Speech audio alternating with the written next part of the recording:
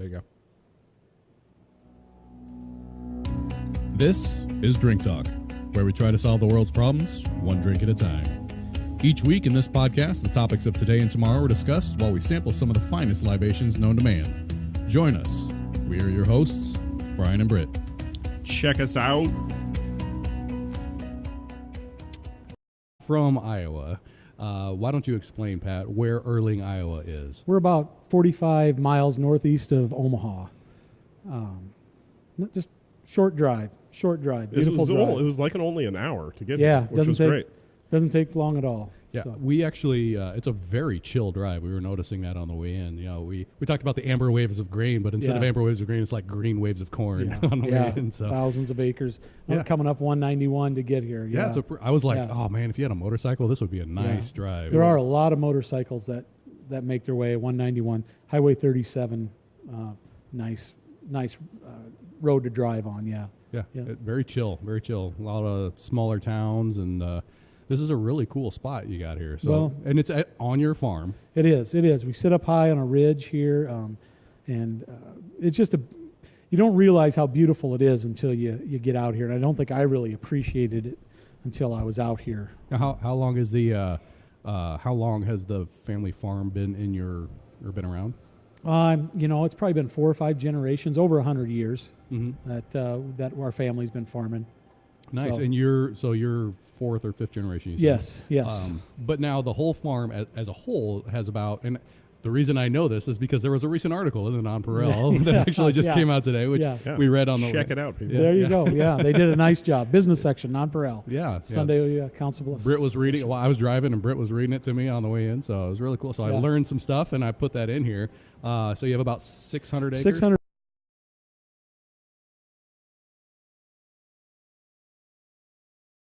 This year we have just about 10 acres that we're devoting to our Wapsie Valley corn, which is the corn that we use to make our bourbon. And then in the fall we will plant soft red winter wheat for next year's harvest. That way we'll have both of our wheat and our corn. We also may plant some rye too. We'll see what the fall brings and go from there. So. What's why the soft red winter wheats? Is there a reason that you chose that one? It was a recommendation from Joel Elder, who's a consultant that we use. He was formerly with Tuttletown, and we tried a number of different grains, and that one, it was different. Mm-hmm. And gave you the flavor profile, the characteristics it was just that you wanted. It paired well with one of the yeasts that we were experimenting with, and you can experiment forever, and there comes a point in time where you have to focus. And that one just set us off and said, you know what, this is the direction we're going to go. And then I think it gets better and better every batch we run. Nice. So. Oh, you're always perfecting it. You're always... Well, you learn. Just do this a little differently, and it might come out a little different, Yeah. You learn. You buy a still like this, you don't get an owner's manual. Well, speaking of that, how did you learn how to do this? I've had some of the best minds in the business, some of the best consultants help us. Because I'm looking at this thing, and I'm like, this is quantum mechanics over here. Yeah, there's only one way to do it, and that, or to learn, and that is to do it. Mm-hmm. If we had this exact same still across the road, it would operate differently. Okay, every still is handmade. It changes, and it runs different.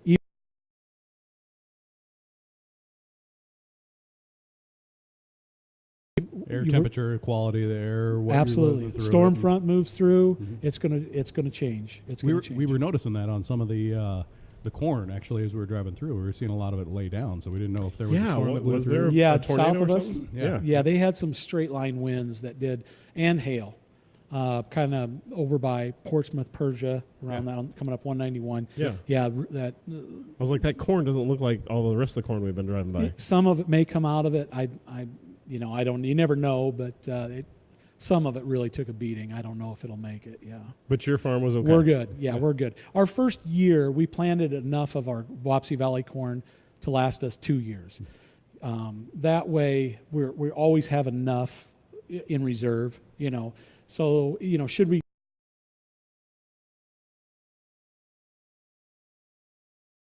Very So good. that's that was our. We could move it, have 5 acres here and 5 acres here, but when you plant in such small plots, it's really hard to manage, especially with cross pollination and chemical spraying and things like that. So we just decided to go this way. Well, and we touched on that a little bit, the farming, distilling, because we didn't really explain why Lonely Oaks Distillery is sitting on a farm, because you are a seed to spirits distillery. Yes, seed That's to super spirit. cool. Yeah, and there's only a handful of us in the country. And that's one of the reasons that the best and brightest have agreed to work with us, because it's different. Imagine if you went to a winery and they said, you went to Napa Valley and to a winery and they said, we're one of a handful of wineries in the world that actually has a vineyard. You'd be blown away. Yeah. Are you kidding me? So, How can that be? the wine we're drinking, we're looking at Yeah, right now, is right. the grapes that we're looking at? Right. That's And super cool. But we get here, and we as a farmer and as a distiller, we have the ability to do things that most distilleries don't. And you're only a small batch right now. Correct. So a small portion of your farm, I think I was reading something, 10 to 15 acres 10 or to something 15, like that. yep. And that goes into the vodka? That goes into into our bourbon, into our Your corn. bourbon. Yes. Gotcha. Yes. Okay. Yeah.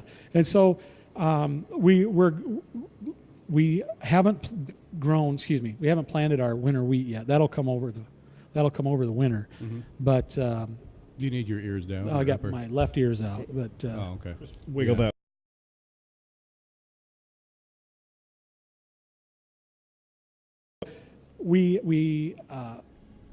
we haven't grown our wheat yet, simply because we didn't know when we were going to get started. You're dealing with the government and everything. It takes a while, and it's a I'm winter sure there's crop. a lot of red tape and regulations. Yeah, and last year we had our grand opening on September 30th, which was right in the middle of harvest, and then it rained for 3 weeks.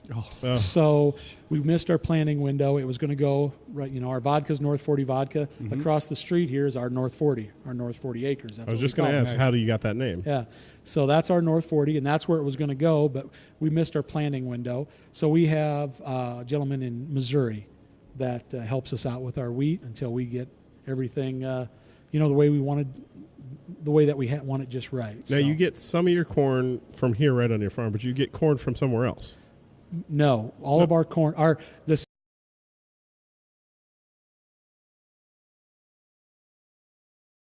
the corn that we use for our bourbon is called Wapsie Valley. Okay, it originated in Iowa, in the middle 1800s, middle to late 1800s, and it was a variety corn. It was known for making excellent whiskey. Gotcha. So we researched a lot of grains, or corn specifically, when we wanted to make bourbon, and so that we could pick a variety to use. Sure. Well, when we found out that Wapsie Valley was originally from Iowa, it was a no-brainer. We got to get that. Oh, yeah. Stay local. Right, but Yeah. nobody grows it. So we had Iowa State looking for us. We had our local extension office, couldn't find it. Then we found a farmer in New York. Yeah. and he agreed to sell us the seed. And Gotcha. so we continue. So you're not getting the corn, you're just getting the seed. We're getting the seed. But you're planting it here. Then we're planting it here. Okay. Yeah, Oh. if Makes a little more sense. yeah, So if it you is would have locally went grown here. where you turned to come here, if you would have went a half a mile further north, you would have saw the corn. There's a sign on the highway. Don't touch this corn. It says, Electric fence. it says this corn makes whiskey. Steeple Ridge Bourbon. Nice. So, Awesome. yeah, Nice. Now, can you talk about the name, the Steeple Ridge? Because you said you're on a high crest here. Yes. So. There's 3 church steeples that we can see from where we are right now, from our farm. So we got St. Joseph's in Earling, St. Boniface in Westphalia, and St. Mary's in Panama. And those churches are depicted on our label. If you're from here, Is the label right Yeah, here? yeah. So I think we've got it close to the camera. I don't know. Yeah. so No, pull that so up. if it kind of goes left to right. The St. Boniface is really small, but it's St. Joseph's on the left, St. Boniface in the middle, and St. Mary's in Panama on the right. And it was those are the steeples that we see. I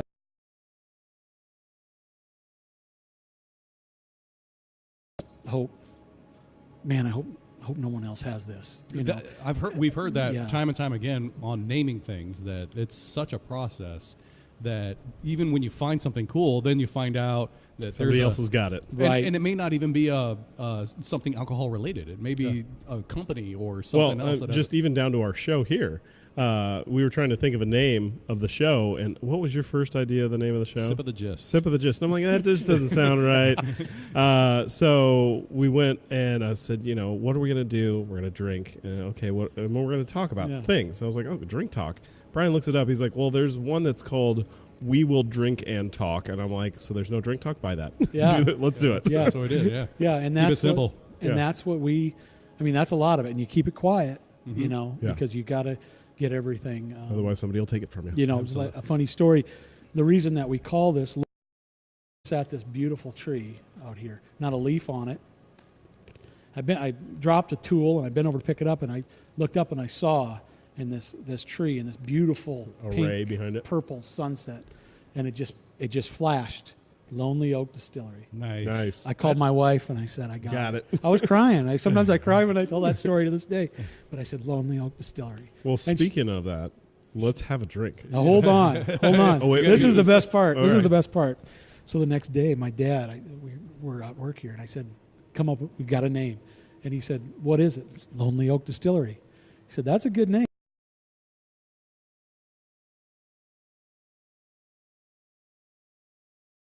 Sunset, and I said, Lonely Oak Distillery. And he looked at me and he said, you mean that old maple? So every distiller has to lie a little bit. Yeah, so that's our, I guess that's our Lonely Your white Maple lie. Distillery doesn't really have the ring to that's it. a syrup company. Yeah, right? So we do have an oak tree. We have some in our grove, but It's we not by planted itself. one. It's not lonely. We It's planted one out here, so it is So when you definitely drive lonely. in, gotcha. You see it. My brother-in-law bought it That's for me. awesome. So, yeah. Oh. So yes, well, what? You tell us. I mean, this is your distillery, yeah, so let's showcase. Do you want to do the different varieties, or do you want to? Since we did the vodka first, Okay. let's do. Since we talked about the bourbon, let's do that. Okay, that sounds good. So, and we're going to do this. So you brought three different. Everybody got.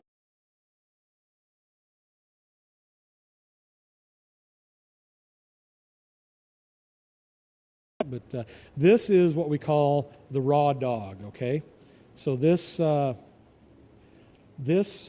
is basically what we're doing is this. We've got three samples here. The first one in my hand here. This is what it tastes like coming off the still, unaged. unaged. Okay, there's a reason that bourbon goes in a barrel. So before you taste it, remember that. So, and we had talked. And when I think of bourbon, though, I think of something dark. This is clear bourbon. All bourbon comes off the still clear. All distillates are I clear. don't know. I'm not a now you know. guy who's a distiller. This is what, if you smell it, you'll definitely get the grains right out of it. Oh, Oh, absolutely. yeah. Yeah. So, Almost like You can almost smell the harshness too. Yeah, and let me see once. What is this proof? I think it's 107. 107. So high octane. So taste it. I mean, it's not. It's a little harsh, but you'll notice that going down, it's smooth. But this is where the barrel adds so much. You know, the flavor characteristics yeah. and the color. Right. Cheers, So, gentlemen. Cheers, gentlemen. Yep. Cheers. Clink, clink, clink, clink. Oh, that's smooth. It is A lot smoother than I thought it was going to be. So I get a lot of the the smell, I thought it was going to be harsh. Yeah. It stings a little bit on the tongue, Right. which is the harshness, and then in the back you get more of the Yeah. not too bad, But not the too bad. 107, and that's Yeah. a lot of it. So Yeah, no, this is it's like new whiskey. Yeah. This is it's unaged, so right. Yeah, It's it's the raw dog. I mean, if you were to, this is what it is off the still. Before the barrel can enhance it. I Before you wouldn't get say the it's- extraction. it's not bad. But No. the aging process definitely mellows it out. Right. Now, if you were to add a little water to it, it would be better, than 107. But, I mean, just because that's pretty up there, It is, yeah. without any ice or anything like that. I mean, we're not drinking Everclear here. No, that's right.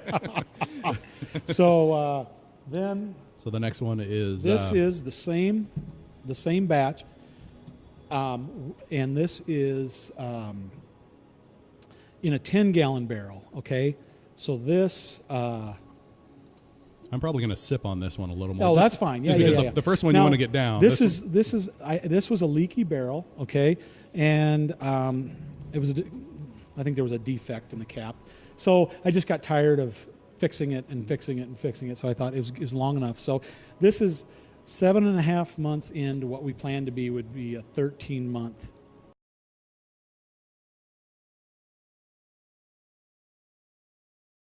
in the smaller barrels. Yes, 10s and 15s primarily. Yeah. Those are test That's what I'm batches. seeing over here. Those are 20 These are liter. fives. Yeah, the yeah, 5 gallons. 5 Gotcha. gallons. Yeah, those are fives.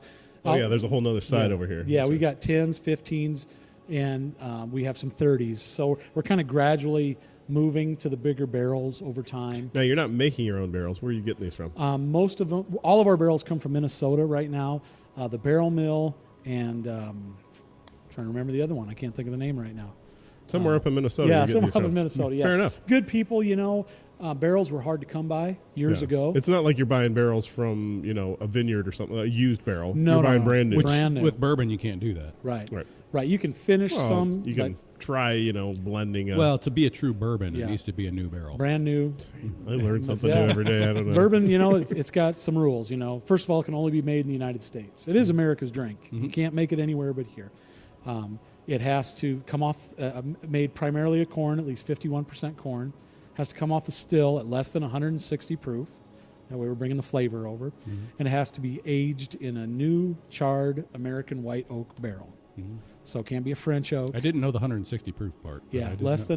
than 160. So those are the basic rules. There may be a few other ones in there, but those are primarily what Sure. it is. So yeah, and I think there might be a Scotch- limit to what you can barrel it at. So, So, like Scotch and bourbon have kind of the highest rules of any of the spirits that I know of.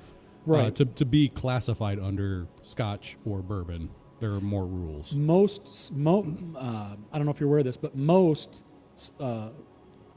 most bourbon barrels, used bourbon barrels, are shipped to Scotland and they age Scotch in it. I mean, I think you're really going to like it. A lot of people tell me this is good enough to sell. You can smell the wood on this one. Right. I You're get- gonna I taste the first thing The that charred barrel. Yeah, yeah, I you're smell gonna that. get the extraction of the wood sugars coming out. You're gonna taste the sweetness of it. To me, it's just a little bit raw, maybe towards the end. That I think a couple more months in a barrel will change it. But I couldn't be happier. Now this is a weeded bourbon. You like the direction it's going. I do. Yeah, so I've heard that. I've heard the terms rye bourbon and weeded bourbon. Yes. And with it being 51% corn to be considered a bourbon, is it just there is wheat in it or there is rye Right. in You it? usually add a flavoring grain, either wheat or rye. Most bourbons use rye. Rye is more pepper and spice. Wheat, my opinion, it's a little sweeter. It's a little smoother. It's got a little Which bourbon in general tends to be a little sweeter. right. And so, you make what you love. So when you think when I think of a weeded bourbon that you would know, Maker's Mark's probably Sure. Everybody knows that one, yeah. I used to drink that all the time. Right. Pappy, another one. Weller, another one. So that you kind of make what you love. So hopefully someday this will The be Pappy the Van Pappy Winkles, of aren't you? Iowa right Oh, here. man. Cheers, Yeah. fellas. Cheers. We'll Cheers do to air, that. air Yeah, cheers yeah, here. we did the air Big cheers. table here. I'm going to sip on this one just because it has been aged a little bit. I didn't want to shoot it. Yeah, I definitely have a barrel flavor to it. Way more so you- mellow. Yeah. it was this, and it became this. Yes, this is halfway through. Just because you put it in a barrel.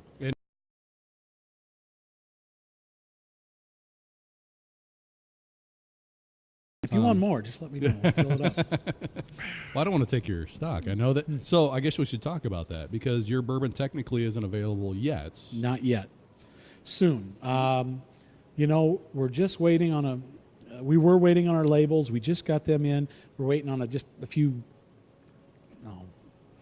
housekeeping things. Speaking of the label, the penny.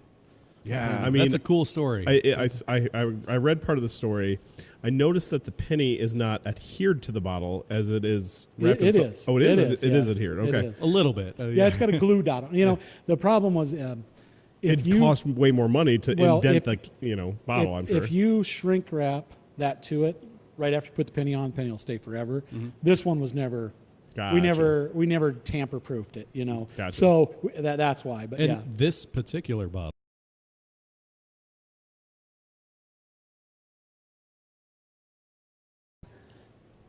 to me, it means three things. Like it said in the article, I'll step over a quarter to pick up a penny. Mm-hmm. I'm just a believer in luck. Yeah, And especially if it's heads up. Yeah, right. So it's good luck. You see our still here in the background. Yeah. And the copper of the penny reflects the copper of the still. And then the year of the penny was the year of the bottle. That's what we intended.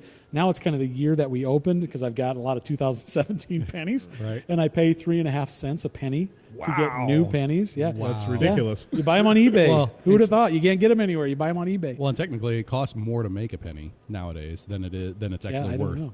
So the price of the bottle is now 3.5.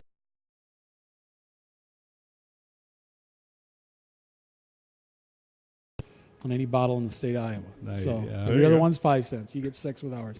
But I have friends that they pull the pennies off so the glue stays on it, and then they stick them on their liquor cabinet. I have one restaurant that they put them on their mirror behind their bar, and they just stick their pennies on them. So when you run out of 2017 pennies, you're going to go after that I don't bar know and what be like, hey, can I? it was just like I said. It was born out of pure frustration. I'll be honest with you. I had a dozen neck labels. I'm very hands-on.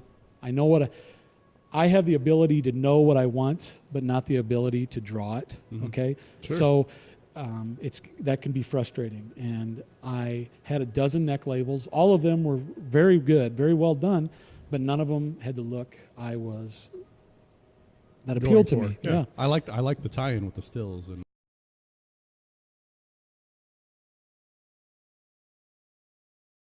To the table, I was frustrated, and where I was working, there was a shiny penny there, and I took it and I took a tamper seal and stuck it to the bottle, and I went out and showed my wife. I saw our crest. If you see the crest there. Oh yeah. And the penny. Yeah. And I looked at her and I said, you know what? I think I got it. And she said, you know That what? looks I good, think you're right. So I had one friend that said it makes it look cheap, but then I thought, you know what? Screw you, buddy. Yeah, whatever, dude. So turn that back around. I was just noticing that there's some sort of like map behind that. What's that all about? That is an old plat map of Washington Township, which is the township that we're sitting in right now. Oh, wow. It actually has my grandfather's name on it, Patrick Buckley. So your land is on here. Yes. We are actually right in number 2. And just across, you need a little "you are here." Yeah, just across, you'll see a little square in number 3, just to the upper right of our crest, and that is our North 40, right across the street. So that's basically all the farm ground and the roads and the people that own it from years and years ago. That's cool. And like I said, so many things have just happened by chance. By chance, like this one right here. That's our giant N. The red N for Nebraska. Yeah, but we're in Iowa. I know, but we're launching that in Nebraska. Smart next move. month. Well, smart move. Our original North 40 bottle had an N on, had a red N on it. Because when you look at a compass, the N is north. The N is usually red, and so. And Nebraska Huskers went, whoa. Time out.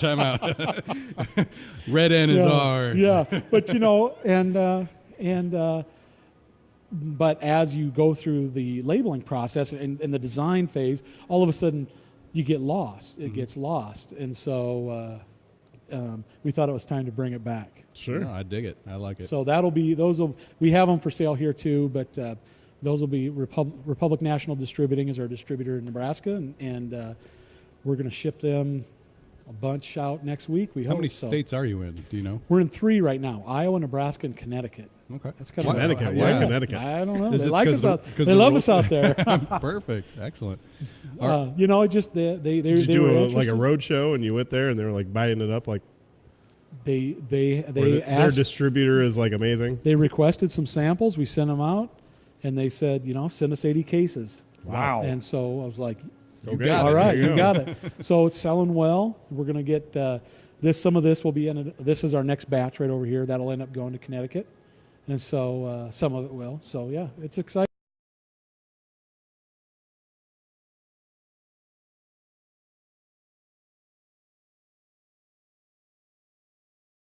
The nice thing about this is it really tastes, homegrown. You can feel the passion and the love that you put into the flavor of this. And that's hence probably why they bought it, is just because it's a good flavor. It's a craft Well, spirit. and I'm surprised that there's not more of you guys out there trying to do what you're trying to do on little farms. Money. I think that's what it boils down to. Yeah. Is It money. is. Well, it's a gamble, you know. It really is. But we've had such support. You know, you mentioned our barrel club. You know, we set that out, and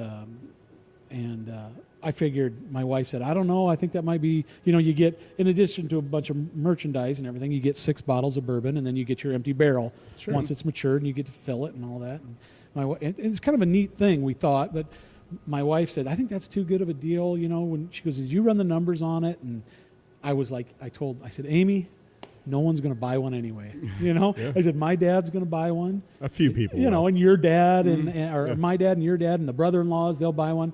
But I said, we won't sell more than a dozen, I bet. How many do you have now in your barrel club? 500. Between 80 and 100, I'd say. Wow. Yeah. You know, Nice. and I got a check in the mail yesterday, you know, from be part of it. guy. Yeah. And that's just it. You know, it's something new and different and exciting, and people want to be a part of it. And and it's actually a fairly reasonable price. I saw the price on it, which it's a little pricey, but really for what you get. Yeah. To have your own barrel, I mean, I think that's pretty awesome. We get 6 bottles from that barrel, Yeah. but you Right. get to keep the barrel. and you get 4 glasses, a shot glass, a T-shirt or a hat, and a certificate with your name on it.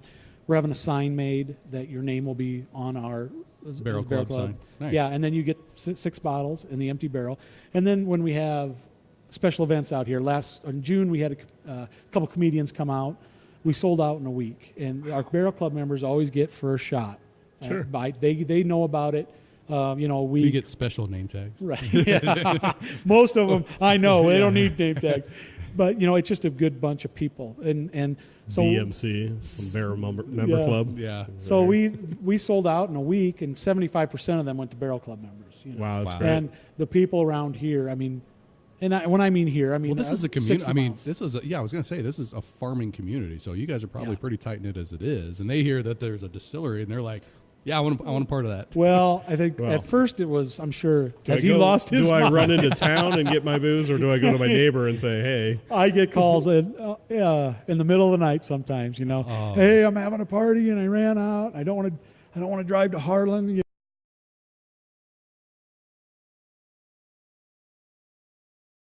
Come on out. You know, but no, just good, hardworking people, and you know, it's making liquor, especially the whiskey, is a lot like farming. You don't.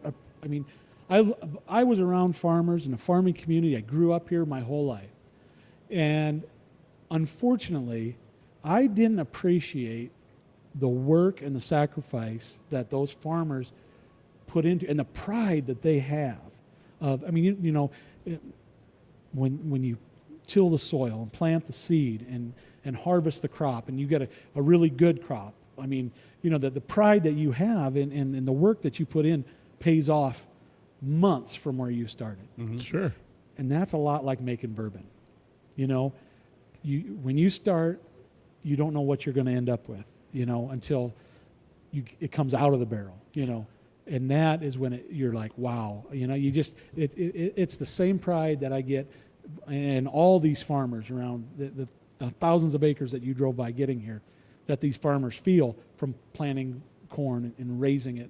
And it's the same thing when you're making bourbon. You know, you put it in a barrel, and then it comes out magic. Yeah, Yeah, that's really it's fun. Now, speaking of doing all this farming and stuff, you're 5th generation farming, 4th generation farming. It's been a long time, somewhere in there. Yeah. Since the boat arrived. So, did you guys actually start off with 600 acres? No. Or you know, who bought what? No, when? You know, like my grandpa. how did you expand? My grandpa. I mean, we always rented some ground, but my grandpa, he had 200 acres, and I think my great grandpa had the same. You know, land wasn't as expensive as it is now, and there was a lot of you know. Selling and buying a farm wasn't as big a deal as it is today. Because I think of 600 acres, I'm like, yeah. I mean, I'm sitting on like a fourth of an acre. Yeah. in Omaha. Yeah.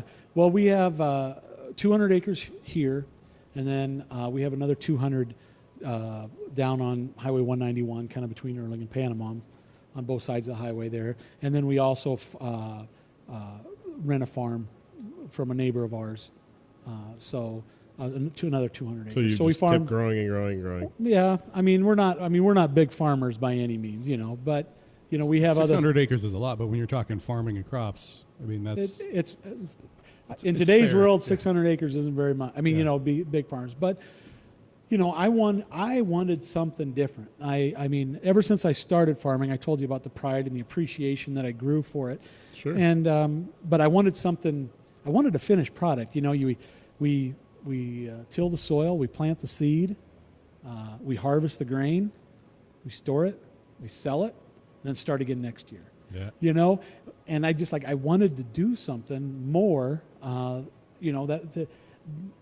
one night, this just came into my head, and I thought, it wouldn't go away. It wouldn't go away, and. I'm having a midlife crisis. You're thinking of all that. My accountant told me, just go buy a Corvette. Yeah. Get it out of your system.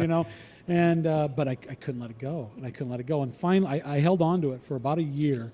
And we woke up one morning with my wife, and I said, "Listen, I've got to tell you this because it just won't go away. It won't go away, Yeah. And I can't. For every reason that I thought why it wouldn't work, there was."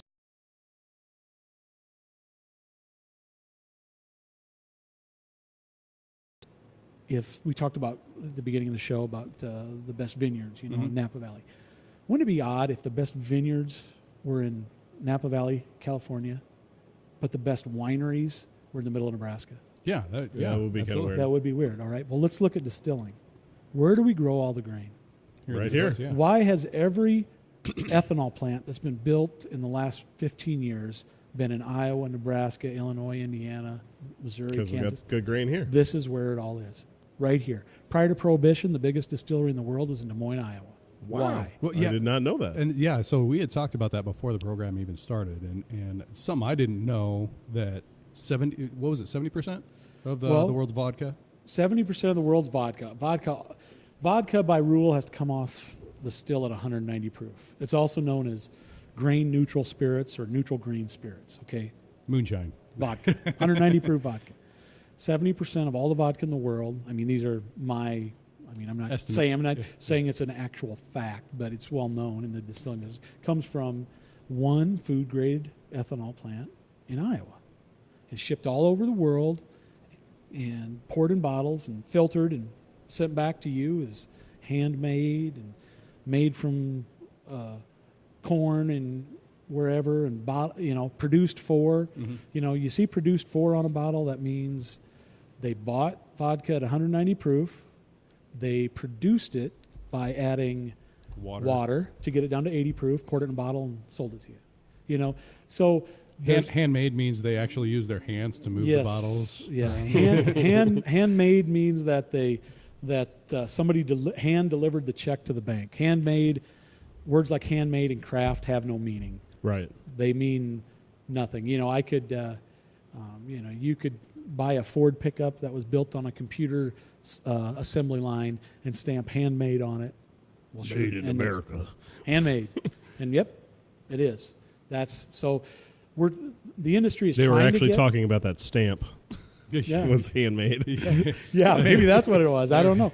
But yeah, vodka's a tough market simply because very few people make it.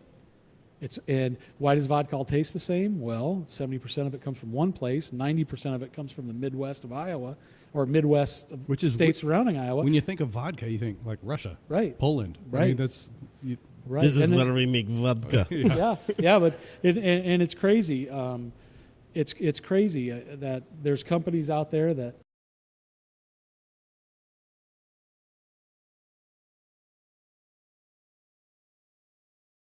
Right? Yeah, right. They can't lie to us. We didn't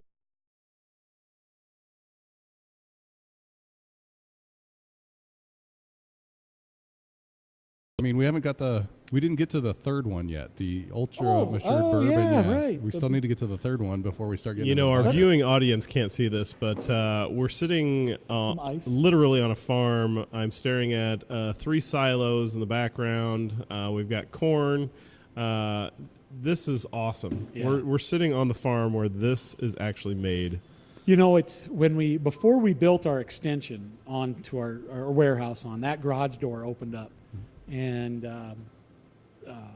all you saw was corn and augers and machinery and grass and blue sky. And I had a photographer that was taking pictures of our still.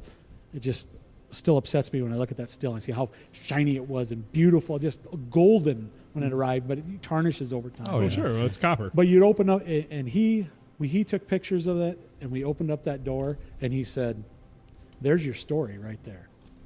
You know, and it was the still and the green of the corn and the augers and the machinery, and it was just something to behold. That's cool. So, that's super cool. All right, so this we're going to enjoy.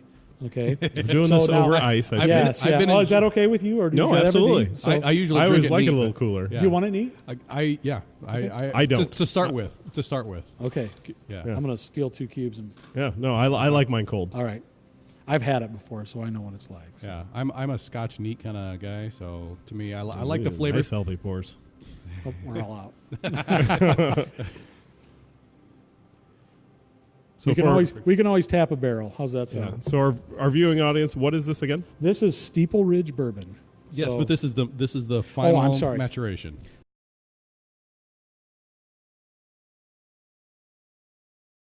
Speaking of fully matured, what does that mean? This is from a 5-gallon barrel. It's been in there for over a year.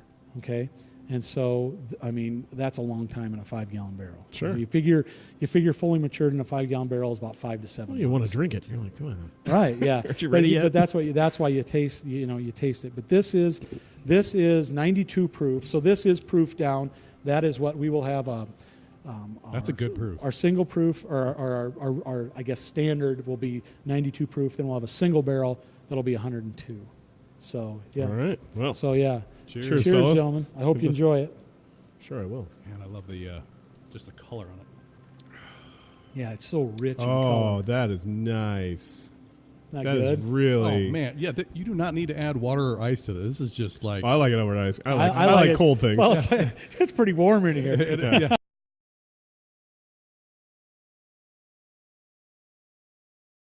This is Yeah. amazing. Thank you. you were ranking with the top dogs right here. You know what? We're really. It's funny because when you do this, you try all different mash bills and all different kinds of yeast, and then you taste them, Yeah. and see where they are. And of course, No, what I would say, I would take a sip of this, of someone else's, and go, like, Yeah. oh, whoa.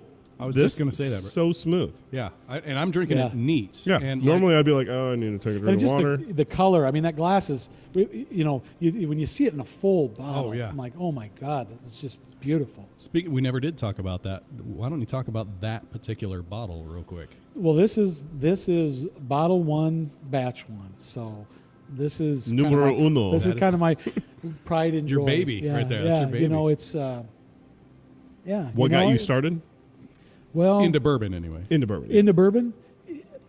I probably came to it late in life. I've always been a guy. Ask any of my friends. I mean, I've never been honorable to any one whiskey, beer, whatever. I'd go into a bar and I'd drink a Bud Light and a Busch Light and a Schlitz and a Pabst. I didn't care. Yuck. It's like I always say, life is too short to drink one drink. you Right. know. Yeah. So I'd go from a black and tan to Lining Kugels. I mean, All over the yeah, gamut. Why not? yeah.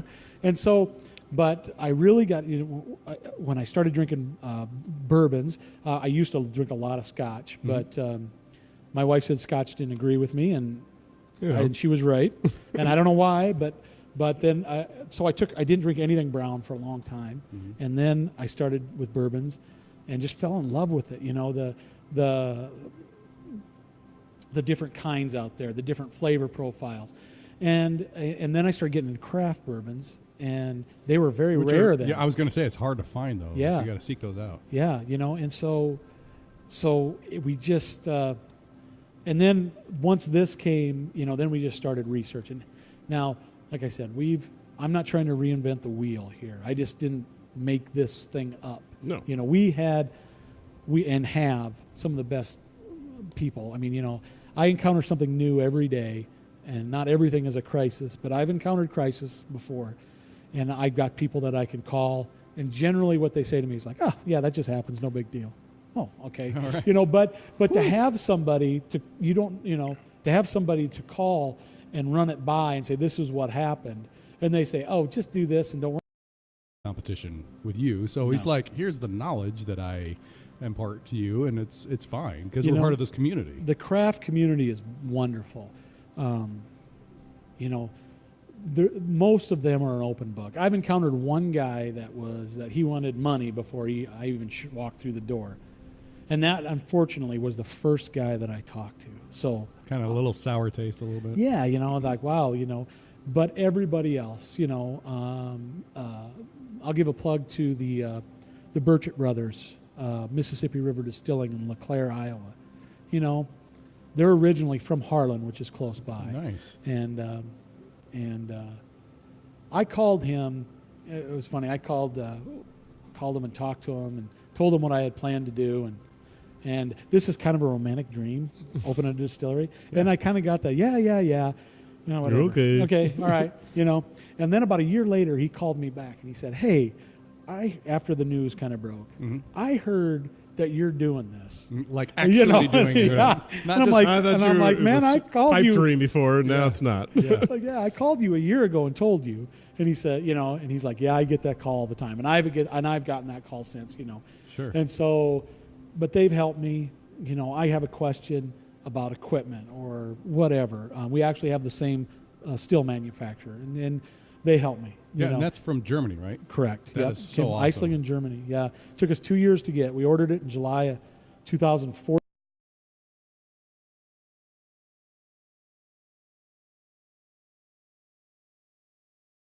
In a whole shipping container. Yeah, that thing was screwed down. I don't know how many. My brother-in-laws came to help, friends, and one of my brother-in-laws, all he did was unscrew it from the floor of the shipping container. I think it was like 3 hours. It was really packed tight.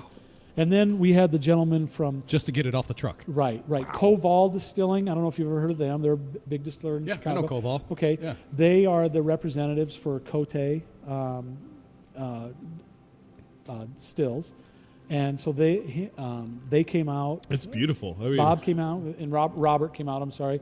And they helped us put this together. It took us a day. My sons, it was kind of a family thing. It was really, but... Well, isn't that what farming's about? Well, kind of a family affair. Steam it's surrounded on 3 sides, I guess, front, back, and bottom. Well, 360 degrees around, and then on the bottom with steam. That heats everything up. All the heat comes from that. And from there, the first distillation happens when it goes into what we call the helmet or the onion on top.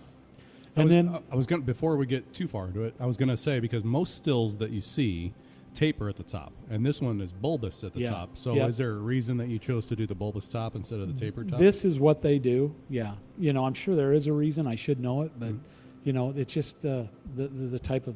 I wonder if it's a space requirement thing, because if you need it shorter, maybe it needs to be bulbous at the top. If you have more room vertically, then I don't know. Yeah, I don't. I mean, there is a lot of stills that have this look to them, and so a lot of it has to do with the surface area of the copper, where it'll condense on the top, run down the sides, and so which is why you have the window there, so you can watch it. Yep. You'll see the vapor in there and the condensate.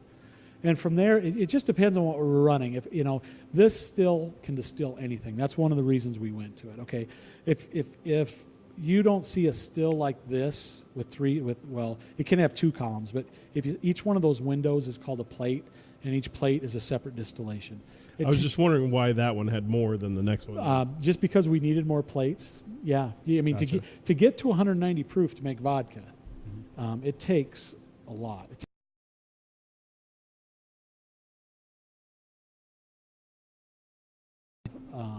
A pot still, it'll go from the helmet to the condenser. Mm-hmm. Well, they're not making vodka from scratch. They're buying vodka and distilling it. You know what I mean? And buying vodka, putting it in, redistilling it, and then so they're not really making anything. Sure. Well, we talked about before we started. I said, "Is this the head, the heart, and the tail? Is that how you get the 3 pots here?" Right. Well, it does, yeah. The heads, when you get to the distilling, there's three parts to a distillation. There's the heads, the hearts, and the tails. Okay, the heads are, think of them as, I guess, poison. Okay, Floor cleaner. yeah.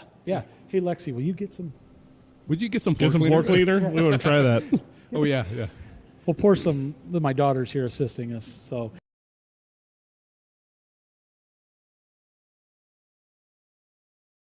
Acetone, isopropyl alcohol.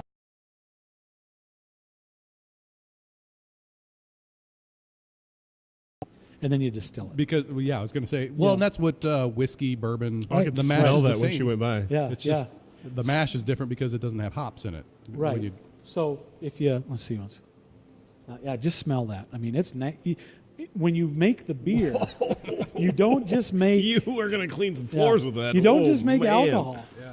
You make a bunch of nasty stuff too. Now that. That's stings put it Yeah, I way said it over. way over there. Said it, but it does. I mean that. And now, as you move from the heads to the tails, from when it first starts coming off to when it gradually cleans up, and you'll have less and less of that. Now, and we'll sample our vodka later. But when you taste it, most vodkas are made on a continuous still. Okay, on a continuous still, they can't really cut the heads. Mm-hmm. They can't make a heads cut because the heads boil at 150, alcohol boils at 170. Okay, because the heads boil at a lower temperature, they're always pushed to the top of the still. Okay, so we make a run. We know that when it comes time to pull spirit off, and the still is equalized. I'm just making this simple. The first product that comes off are going to be heads.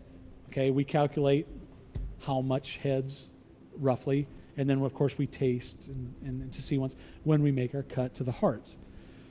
Now so ours is a pot still. So once we shut that door, we're not adding any more mash or fermentation to it, so we can do that. Most distillers operate a continuous still. The cheapest way to run a still is to never shut it off, right? Because all your expenses is in heating. Yeah, once you're down, then you're not Once making it's any hot, money. right? So they'll keep pumping new fermentation or new beer into the still. Well, along with that new beer comes new heads. So you can't isolate it like we can in a pot still because you're always introducing new heads to the system. Mm-hmm. Okay, so that's why, when you buy a really cheap vodka, It's a continuous still. that's what you're tasting the heads, Yeah. right? And when you Which is where you get that. I mean, just the smell of that. Yeah. Kind of reminds me of some of the cheaper vodka, or you're like, right, oh. right.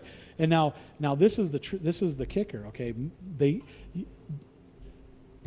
remember all this vodka. Most of it's made right here in Iowa and Nebraska. Yeah. Think about it. I mean, in Iowa and in the Midwest. Mm-hmm. So they can't take the poison out. All right, I call it poison. The heads out, but they can use activated charcoal filters and filter the things. Okay, we grow the grain here, or we make it all here. You're going to love it. All right. Now here's brand X vodka. Okay, it's good too. They're tasty, and we want you to try it. But before you try it, I just want you to know that 10% of the mix is poison. But don't worry, you can't smell or taste it. I don't know if I tried that. Right, that's what I mean. But that is why the price of vodka greatly depends. I mean, if it's not a craft vodka, a name brand vodka, depends on how much activated charcoal filtering is done. Doesn't take it out. It just disguises the smell and the taste. So if you want to buy, buy a bottle of Boone's Farm should really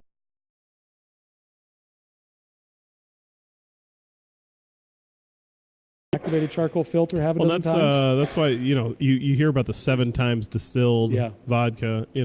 One pass through this is like 23 times distilled. Oh, Okay, wow. So that doesn't mean anything. Well, so I have actually, because I make a little side tangent, I make my own amaretto at home.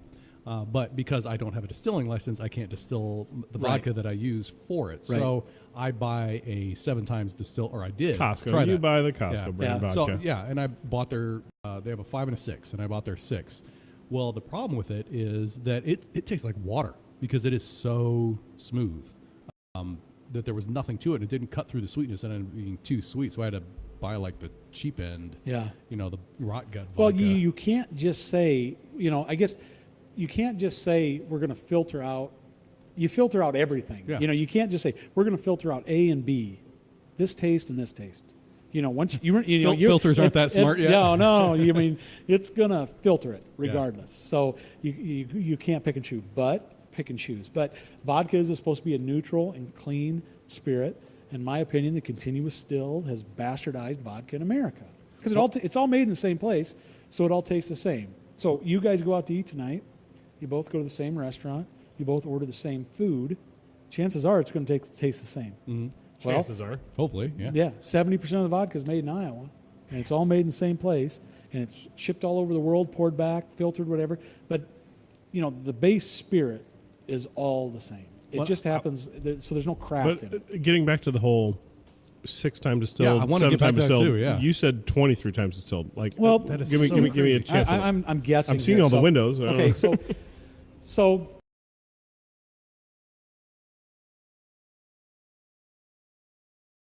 call it a plate.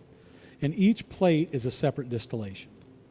Okay? So let's say it comes, I'll explain it to you. See, I thought the whole, running through the process all the way through once, I thought that was one distillation. It very well may be. But, like I said, that's I'm not saying they're doing it. Yeah. That's the expensive way to do it. I'm just saying that there's a lot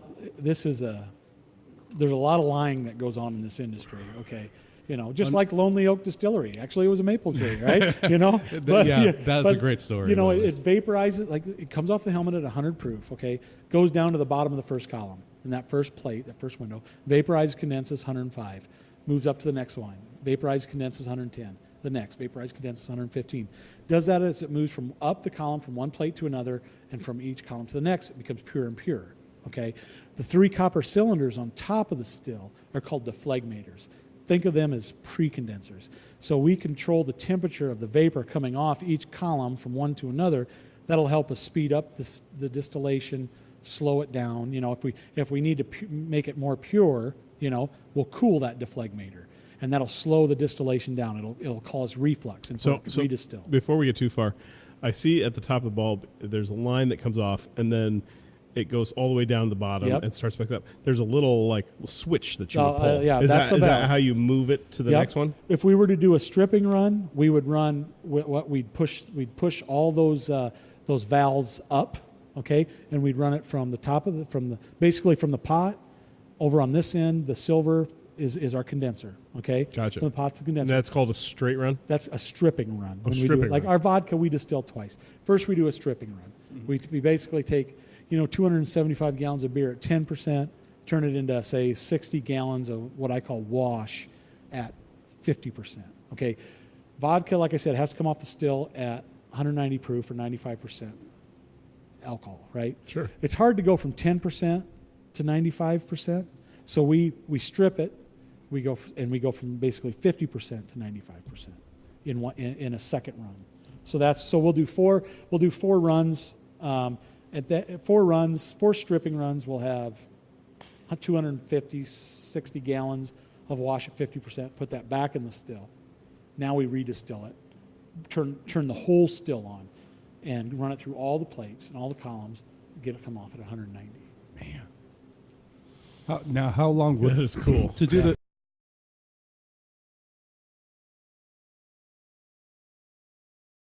4 hours, maybe 3-4 hours. To run it completely through once. Just once, yeah, it's real quick.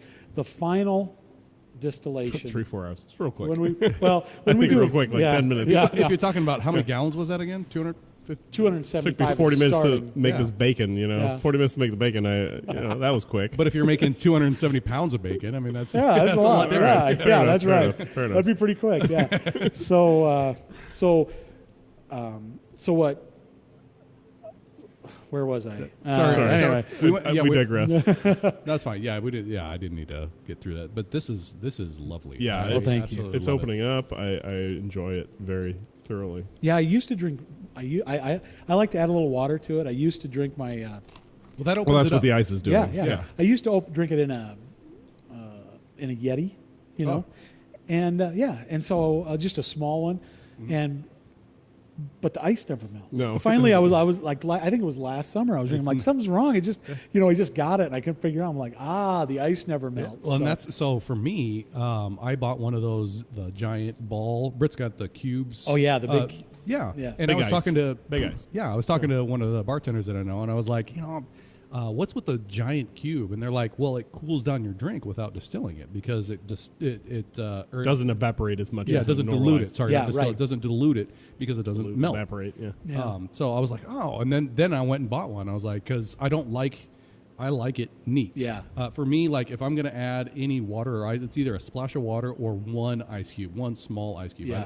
I like the flavors. I like drinking it neat or as close to neat as possible. Yeah. I like. I'm them on both. the other side. I put ice in my drink. You know, One of the I can go either way. I guess if it's on a nice, hot day, yeah. yeah. If it was cool in here, I'd probably drink it neat. Yeah.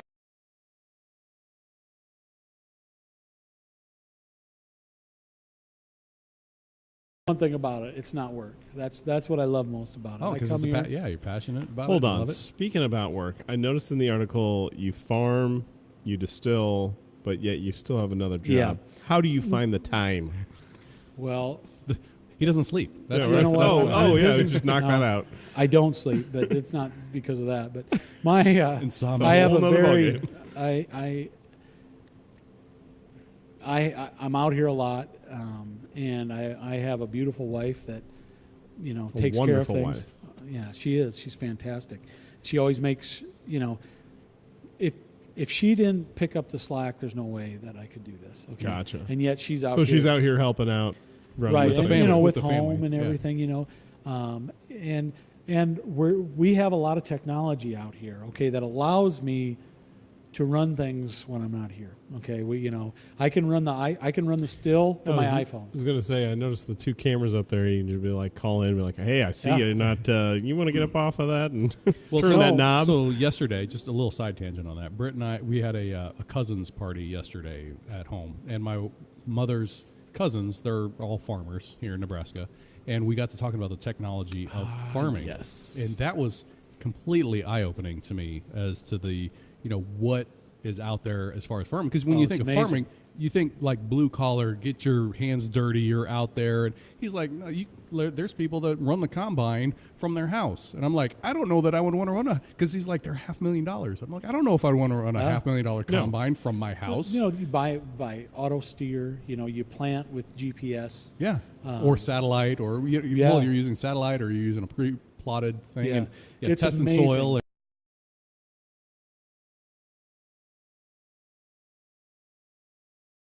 Fields sample soiled last year. I think it was every 2 acre. years you do it, every 3 years. Yeah, Something.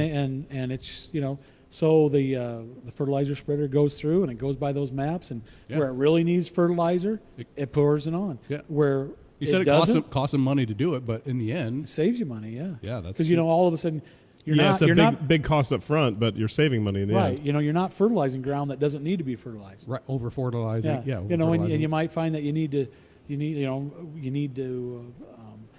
raise the pH or lower the pH in order to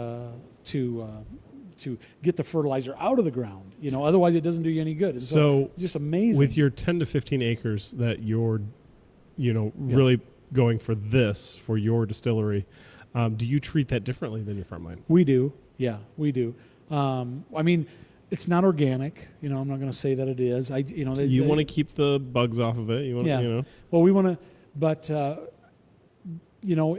we do. We really do just about what we do with a normal. Of course, we have to be careful with spraying and everything like that. Well, the amount of alcohol content that you're putting into this thing, is it burning off? I mean, just the alcohol alone is burning off, and then plus you're creating your distilling, which is burning off a Right. lot. So, I mean, how it much? doesn't take a lot of corn to make a lot of whiskey. No, but Yeah. even if you have, like you said, you don't want to call it organic, but even if it's not, I mean, what just the alcohol content alone at 190 proof, Yeah. and the fact that you're burning it to create the distillation process, Yeah.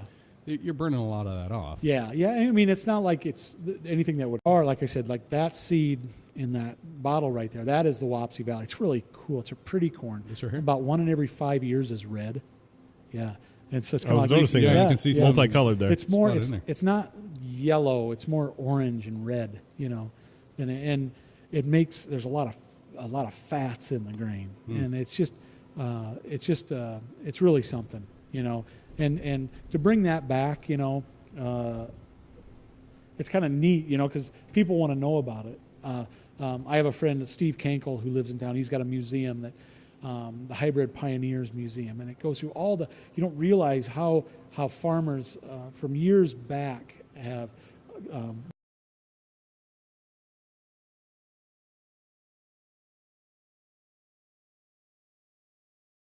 I mean, this so far removed from the original strain of corn that was here. And he grew up. You can see the house That's where a he whole grew nother up, right there. conversation in But yeah, itself, yeah. it is. And so now this isn't a hybrid. This is just a open pollinated corn. And now Open pollinated corn, which means basically, I mean, all corn is open pollinates. Because of wind. because of Right, bees, because of But open pollinated means that, in this sense, means that the fruit or the grain of the ear that corn produced was identical to the corn that was planted. Gotcha. Okay, a hybrid is where they cross pollinate. They pollinate. They're one. trying something new. Yeah, and they yeah. try to put two plants together. It's Now- two of the same plants, but one's got a different Right. gene. Right, and they grow it. Like that. That's what I say. Most whiskey is made out of just corn. Okay, well, there are all different kinds of brands of corn, and there are all different kinds of genetics. Some's grown for all of it's grown for yield, but some's grown for drought. There's dryland corn, some Feed disease corn, resistance. All different kinds of stuff. And so we always try to. So when I plant corn, a field of corn, it's all the same number. It's all going to come up on the same day for the most part. Germinate. It's going to, everything's going to be identical. When I combine it, take it to town, it's all the same. Okay. Which is amazing when you think about the different variations, soil Right. samples, water content, and all that. Right. That's amazing. But if I were to call the elevator in town and say, hey, I need 1,000 bushels of corn, what would I get?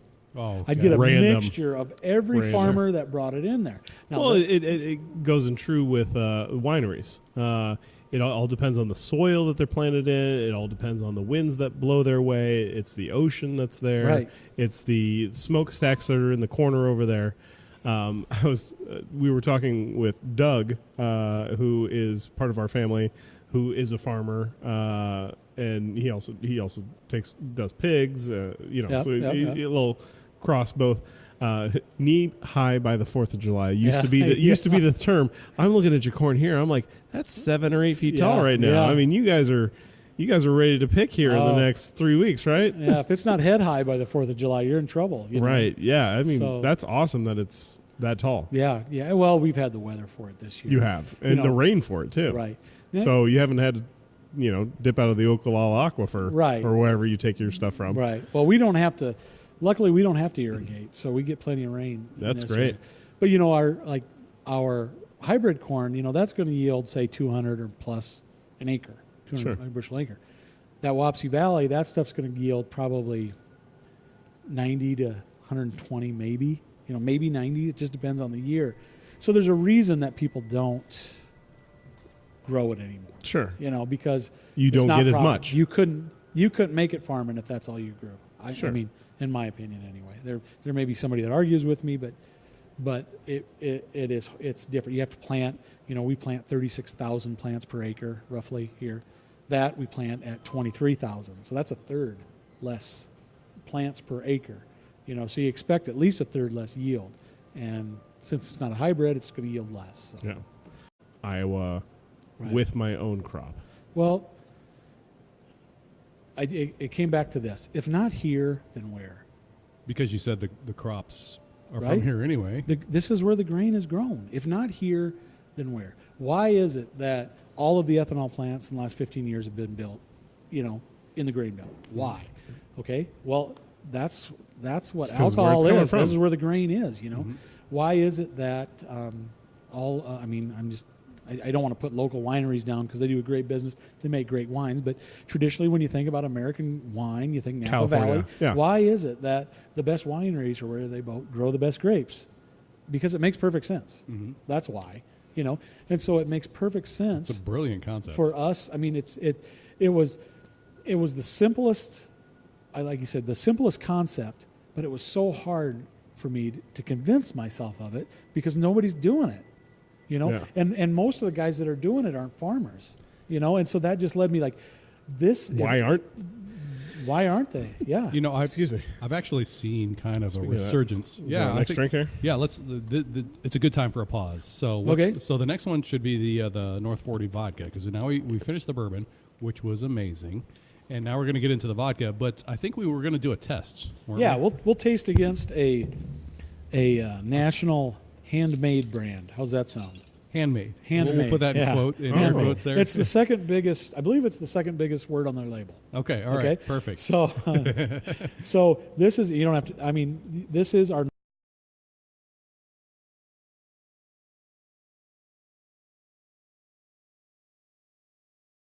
That out, but let's do the handmade in Okay. quotes first, just so we can be like.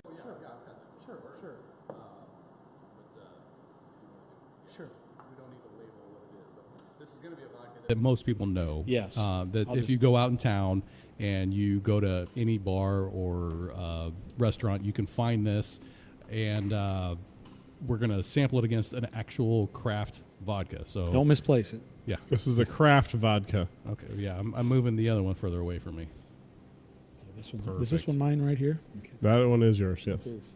So we talked about heads and what's all in the heads. And how it can get mixed in with a lot of the continuous distilleries. Right, and how it's not eliminated from the final product in their case, but it's covered up. Which It's when we talked disguised. about, I mean, this glass right here at the end of the table, that's the head. That's the heads. Which Oh, is man. gross. Right. I mean, if you're mixing the tail and the heart, whatever. But yeah, the head. Yeah. Blah. And so let's see. So if you smell it, it'll almost smell medicinal. paint-thinner-ish. Oh, yep, there it is. Yeah. Yeah, you get your nose in it. Yeah, Yeah. you can smell the.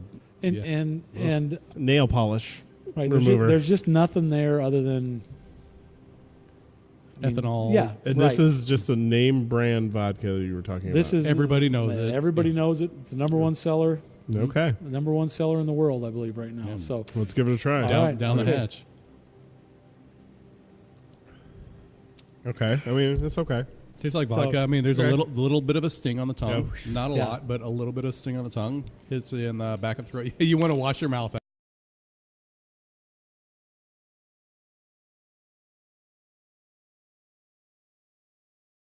What I do with this is I'd mix it with something. You Right. know, like I wouldn't drink it straight up. Yeah. yeah, We'll just You- we'll you- go with that. Meh. Meh. You know, maybe if you're an alcoholic, you drink it straight up. But I would mix this with something. Yeah. You know, that kind of burn on the roof of your mouth, The tongue, yeah. kind of maybe up into your sinuses almost. That's called the fusel burn. Okay, that comes from the fusel oils that are in the heads. Okay, so like I said, you can't smell it, you can't taste it. Because they took it out with the charcoal filters. Yeah, but it's still in there. So ours, when you smell it, you're gonna get you're gonna know it's different. Okay, and I always say like maybe a little bit of a sweetness, maybe around the jawline. get a little more water in You there. know, Oh yeah, for sure. you For get the sure. grain coming through. Yeah, the other one you stick your nose in, and you're like, you got to pull away. This is like, there's some notes in there that are actually pretty sweet. Yeah. Yeah. Almost Smooth notes. almost a florally sweet, which is Yeah. kind of interesting. The other one, like I said, tasted like nail polish remover. It was, Yeah, it's just It was, you're gonna get drunk off of it, okay, whatever, but it's So- not gonna be Yeah, good. you for can get drunk. I off hope of you Bud like Light it. too. I but, hope, but you'll notice it's going to have a long, warm finish. It's not going to have that. I always say that people make the face, that, yeah. and This is going to be more of a. yeah, it's going to be like, yeah, it's different, All right, well, cheers. All right, to that. cheers, gentlemen. Oh yeah, Oh man, oh yeah. It's like not even close. Like it's not even comparable. it's, yeah. There's no burn on the How do tongue. I- There's no. There's a burn down the throat.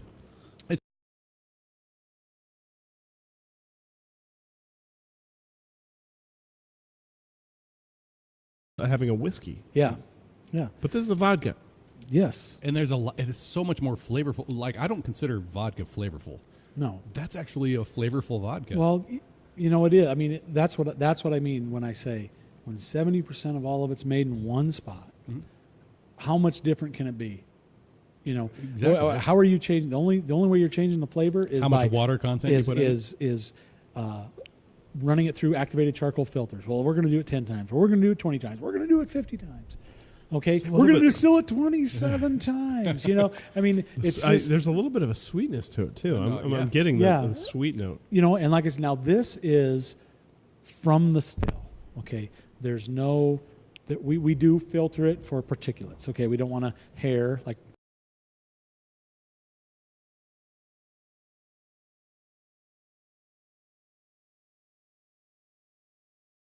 Where do you get your water from? Our water. Yeah, I was noticing that. Is this where you get is this the water over here? No, you know what? We reuse about 80% of the water that we use here. Okay, so we are on rural water, which you know, it comes out to our farm. We're lucky to be on that. We have deep wells here that just aren't. We couldn't distill with them. Full of minerals, does not taste good. So you're getting your water from the Oklahoma Aquifer, but this is not what's going in here. It's not going in here. No, it's called rural water. Okay, I mean the rural actually it would be similar to have like city water. Okay, I mean that's what it is. We have a water company that has pipes, and they pipe it all over the countryside to farmsteads. Okay. And they are award winning. Okay, believe it or not, and it's softened, and it's some of the best water. I mean, it's some of the best water that I've ever tasted. I'll just be honest with you. And have you been to Montana? No, the water is good there. What was that? Was that Hams? It's the water. I think I used to live in Montana. I think you might be right. Oh man, that's a little throwback to Hams. Yeah, man. That's awesome. So you know you.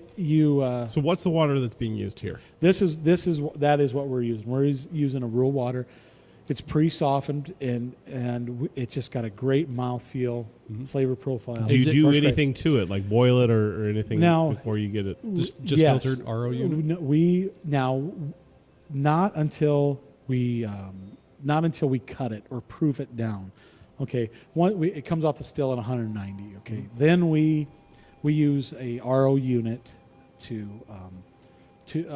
cut it down to 80 proof.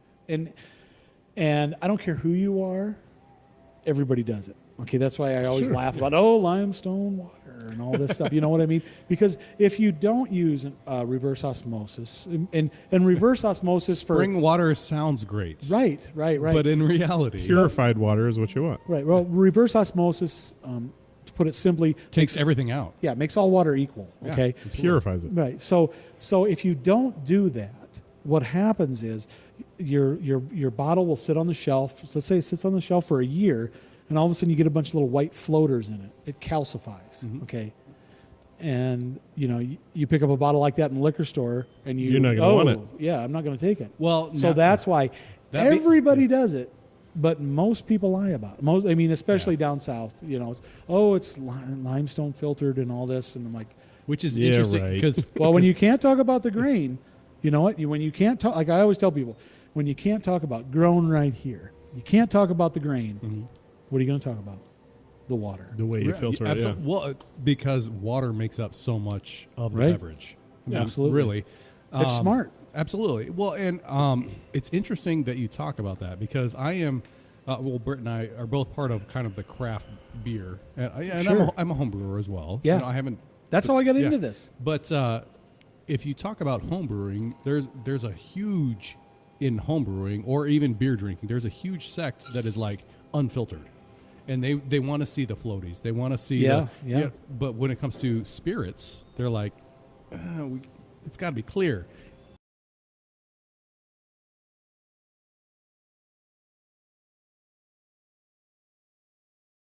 interesting dichotomy between the two, because beer you want it, and spirits you don't. It's the same thing. Right, but you want it clear, you want it filtered, and also there's the chilled filter and the non-chill filter. Mm-hmm. What do you guys do? Ours is not filtered. I mean, it's non-chilled. Mm-hmm. You know, a lot of times they'll chill to get rid of. When you bring over fats and different things like that when you distill. Yeah. You know, well, you chill it down, and those fats will solidify. Then you filter it. You know, it's very expensive. Something very expensive to do. I don't think most people do it. Most people use activated charcoal. Well, I was going to say, you hear about the chilled filtered and non-chilled filtered more in the Scotch, but that's also higher end and more expensive. Yeah, and I'm not an expert on that. I'll defer to you on that. So, well, I was just curious on that. You know, but I just think, you know, people want to know where it came from, what it's made from, who did it. I think there's more of a resurgence to local. Well, or as local as you can be. Let's go back 15 years, okay? So we just go after 2000. Right. I mean, I'm thinking about craft beer. Mm-hmm. I'm around here, Samuel Adams, Leinenkugels, which is huge. They literally changed the laws. They did because they brewed so much. They're like the Bob Gibson of beer. That's what I say. Yeah, and it's lower the mound. If it's your gateway into craft beer, awesome. Right. And I was one of those people that was. Sam Adams was one of my gateways into craft beer. What was your choice? For distilleries, there's not a lot local at all. Right, but I said, but go to Hy-Vee or Fairway or any of your local your local favorite liquor store, and there'll be 100-foot long refrigerator with a different craft beer, you know, every 2 foot. Right. You know, but they never came from where you're at. Right, and. You know, you got Keg Creek in Glenwood and Carroll Brewing up in Carroll and countless ones, Pint 9 in Omaha. And I like all of them. Yeah, you know what I mean? And they're all good. Mm-hmm. But they're all, Pint 9 in Omaha is making it. Mm-hmm. Yeah. Cross-Train in Omaha is making it. They're not buying it. Yeah. They're not buying it and saying they're making it and say they make it. That's the big difference in distilling. And that's something that when we talked before this, that like I had no concept of up front. Like in the back of my mind, I know that happens because it's all commercialized, right? Right. So in the back of my mind, by the way, is this your water? That's just right out of the tap. It is actually good. Really nice. Is it well water here?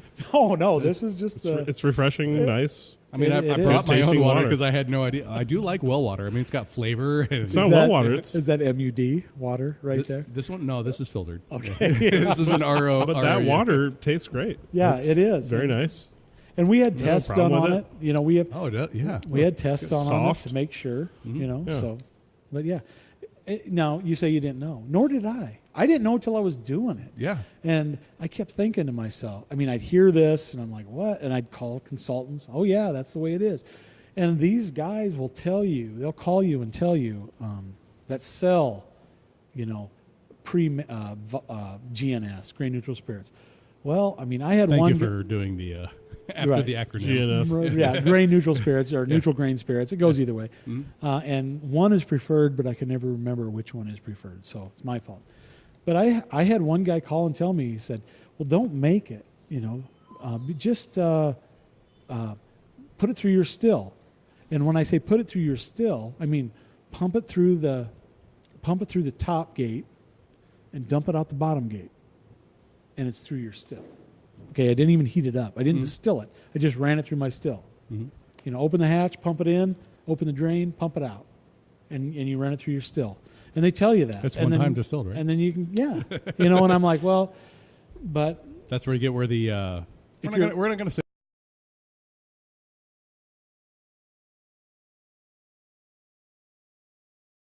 Marketing. Right. It's all about marketing. It is. I'd say 5% of the vodka made is about craft. Okay. Which is like... 95% of the market of the vodka made is about marketing. Mm-hmm. I choose to be among the former. That is so awesome. So that's why we're out here doing it. So boomsies. Boom, end of show. Thanks, folks. Thanks for coming out tonight. But what do you want to know? Like, what do you want people to know? Because I mean, you only are distributed in 3 states, Right? Right. So, let's talk about what you want people to know outside of those 3 states, and then I want to kind of get into the distribution. Sure. On what the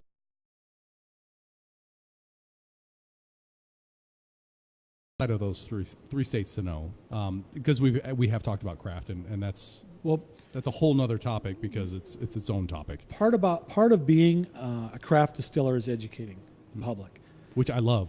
So, that. So a lot of the things that I've said, you're probably putting in the back of your head saying, he's just saying that because he's selling vodka or selling or whatever. No, I'm learning stuff. But you awesome. Find it hard to believe. Yeah, you know, some of the stuff, like you said, the 70% of. So did I. That is such an amazing statistic. So did I. And I was in it, and I wasn't believing it. You know, well, that's just what they say. You know, but it is. I mean, it's. I could buy vodka, make more money, give you this whole song and dance, show you this beautiful piece of copper behind me. But then you wouldn't be craft. Right. You sell your soul. That being said, so we've talked about the vodkas that put handmade vodka on here. Yeah. And you have craft made on yours, maybe?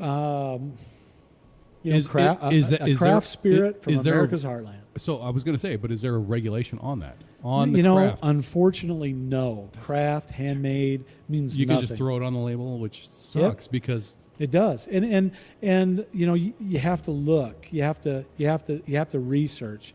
You know, I have people call me, and I'll take a call any time of day. You know, I love the story about your neighbors calling you at like 3 o'clock in the morning. Awesome. Yeah, you know, well, they're not just neighbors; they're friends, and they're, like I said, you know, when I started this, I honestly thought I could do it all on my own. Oh, you know, I don't. This right here, just this process alone. I mean, yes, it's kind of automated, but I mean, right? Just putting that together alone, just that step. But you know, it takes. I have people. We throw bottling parties. Have people come out. And they help us for nothing, and they say, "When's the next one? Call us with the next one." You know, I got them working for me for nothing. But it's cool. But like, a good time. Yeah, I was going to say coming out because I've got a friend that works for one in Omaha, volunteers, I should say, for one in Omaha and in the La Vista area. If sure, you can pick up on that one. No, but excellent people. Goes out and he bottles, and he's like, I have a bottle. I was paid in one of the bottles that I literally bottled. He should keep his mouth shut. Well, yeah, that's so cool. But they take pride in it. Exactly, they want ownership in it. They got a part in it. That's so cool. There's nothing like it when, you know, kind of like you guys. You know, you share the passion. I mean,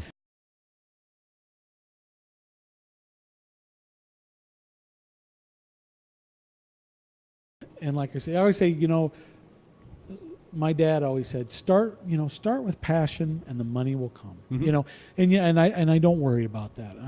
I want to share with the world, you know, what we do here, and some people are going to like it, and some people aren't. I think that's okay. And I think there's a growing populace that will like it. Well, and I think because for so long we went to the big stores, the convenience of the big stores and the big whatever. It's so easy just to go to the store and get it. Exactly. And I think now we're starting to see more of a resurgence towards the local-ish or as local as we can get.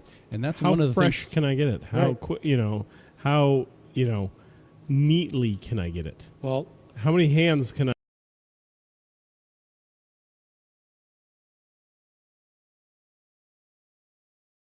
Oh, God, it's huge now. Go to the farmer's market today. You can't find a parking spot. Oh, yeah, it's huge. Okay. People want When I came out craft. to meet you guys, I had forgotten that the farmer market was going on. And I was like, what is going on? There's so many people out here. And let's give a plug to Spirit World, you know? I mean, we always do. Those guys are those guys are great, you know?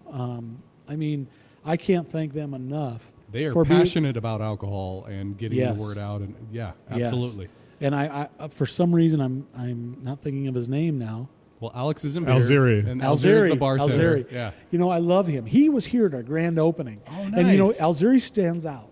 You know, yes, he does. And Yes, I'm he like, does, but yeah. I'm looking at him. I know this. He looks like a captain of a ship, Awesome dude. Good guy. Awesome, And I'm looking at him while and he was one of those guys that think about it. Who was I?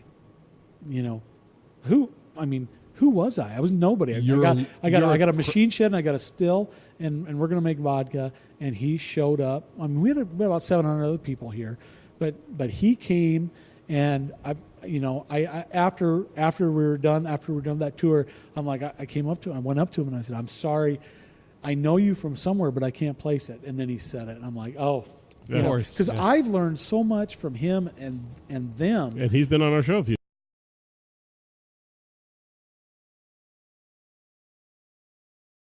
Super passionate about what he does. And he's You called him a bartender. That is such that's an insult. It's almost a downgrade. It is. I apologize, Alzuri. I don't know what to call you because you are you're on another level. When you're Fluent in all beverages of alcohol content. Isn't it all of our goals to be known by one name? Right? Yeah, for sure. Yeah. You say Alzuri, you all know who I'm talking about. Exactly. Exactly what you're talking about. That is such an awesome point. There right can there. only be one. Yes. So yeah, but no, he and Laura, and he's made it. She and I when we did that tasting, I never got inside. We were so busy that I never got inside to have the drink. But my wife was telling me they were mixing whiskey with our peach vodka and like a mimosa. Speaking of that, Lexi, I think I might need a glass of ice.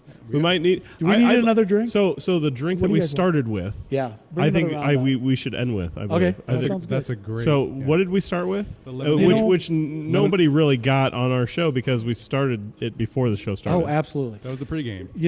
When I do a tasting, you run through it so fast, and I see a lot of other distillers doing all this. I guess I call it like foo drinks. A sprig of rosemary and a little thyme. Because you keep that at the bar, right? Yeah, because people at home don't have that. Right, so exactly. I said, I just said, you know what? Let's give the customers what they want, and so we Crystal Light lemonade and peach vodka. And it is best. You know what?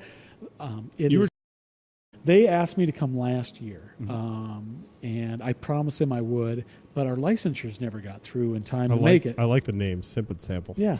So we went up there. So this year they asked us again, and I said, because it was the last minute. I thought we'd have our license, and we didn't. And I said, all right, I can't come. And they were upset. I can't blame them for being upset. Sure. But I promised them I'd be there this year. So we went up, and they told us to bring a couple cases, and 2 cases of your each. regular vodka and 2 cases of your peach. Right. And we brought 16, I think. Yeah, 8 of each. Yeah. And we sold out of our peach in like an hour and a half, maybe.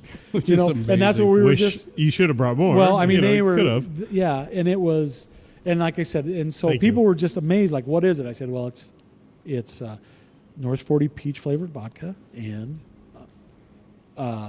Crystal Light lemonade. It's something that anybody can get. Mm-hmm. It doesn't take a lot of time. No. And it's refreshing. You don't need special equipment to make it. No. It's like throw a shot of vodka.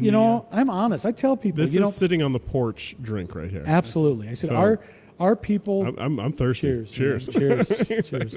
I said, if I were to drink that straight, and I'm just honest with you, if I drink that straight, I don't appreciate. Now Alzuri, he loves it. Mm-hmm. He's like, oh, it's so good straight. I'm like, I don't get you, Alzuri, but you know what? I call you by one name.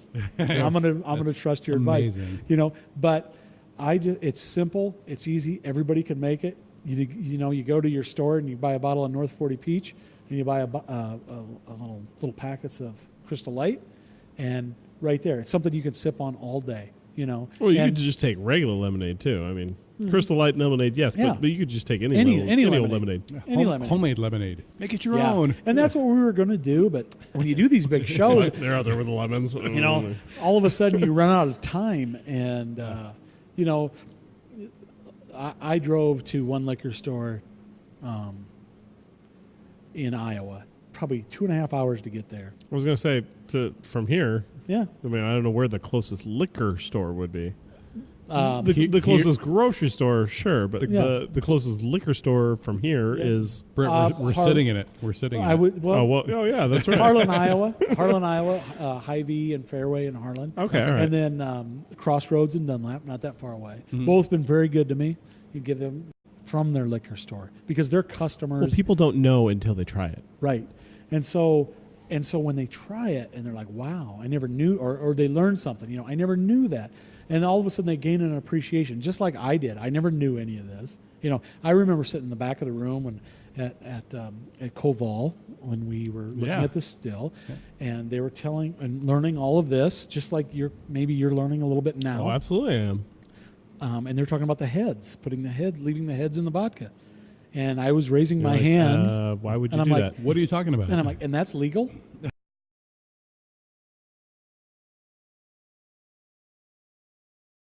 Floor cleaner. Yes. That's why it's sitting at the corner, Yeah. the opposite corner.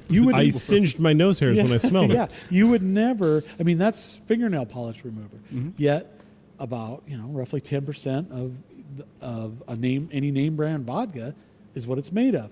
And like I said, it's not. It's crazy. It is, and so I was in 100% and still learning this. And I just stand in the back of the room and I'd raise my hand, and that's legal, and you can do that. Yes, you can do it. I'm like, well, I don't want to do it. No, well, that's when you decide, and my wife, like, she set me straight. She said, we cannot make a mediocre vodka and a fantastic bourbon. It's going to be great. All of it's like I said, sure. If you're going to be top shelf, you got to be top shelf all the way. Yeah. And you know what? I mean, and it was me going back and forth. And it was her, it was just saying that to me, like, and I was, what the hell was I even thinking? Of course. You can't do that. What is her take on your vodka? I mean, because that speaks volumes. Grey Goose was our drink. Okay. Which is Mr. Toad's carries our vodka. Well, I was going to say Grey Goose. Most people consider that pretty high Mr. Toad's in Omaha? Yeah, Mr. Toad's carries both the peach and the regular. So if I'm in Omaha, that's where I can get it. Yes. But I'm probably sure I could probably get it in more places than Omaha. Yeah. Lots of Hy-Vees carry it. There's a lot of bars.